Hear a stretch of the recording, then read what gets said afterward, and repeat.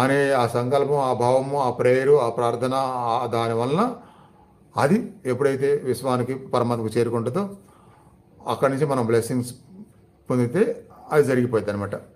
Blessings పొందకుండా ఉండడానికి అక్కడ ఏమి కారణమైందో, ఏదైనా కారణాలు ఉంటే అప్పుడు మనం దాన్ని పొందలేం. ఆ కారణాలు ఏమీ లేకుండా ఉండటానికే ఈ నిరంతర సాధన. ఆ కారణాలు మనం ఎప్పుడైతే చేసినా అలాంటి కారణాలు ఏది లేకుండా స్థిరంగా, నిశ్చలంగా, ప్రశాంతంగా, ఏకాగ్రతగా, భక్తిభావంతో ఇవన్నీ మనలో పెరిగిపోవాలి. ఆ లెవెల్స్ విపరీతంగా పెరిగిపోవాలి. అంత విపరీతంగా పెరిగిపోతే ఎవరు ఏది పొందాలో అది పొందుతారు. నేను ఆత్మజ్ఞానాన్ని పొందాలి, పరభావంతం బ్లెస్సింగ్స్ పొందాలి, నేను ఆరోగ్యాన్ని పొందాలి, నేను ప్రశాంతంగా ఉండాలి, ఈ జన్మ సాధకం అవ్వాలి, ఇలాంటి ఏది పెట్టుకున్నా సరే ముందు చెప్పినటువన్నీ మీరు తెచ్చుకున్న తర్వాత అప్పుడు అవి ప్రాక్టికల్గా జరగడం మొదలవుతుంది.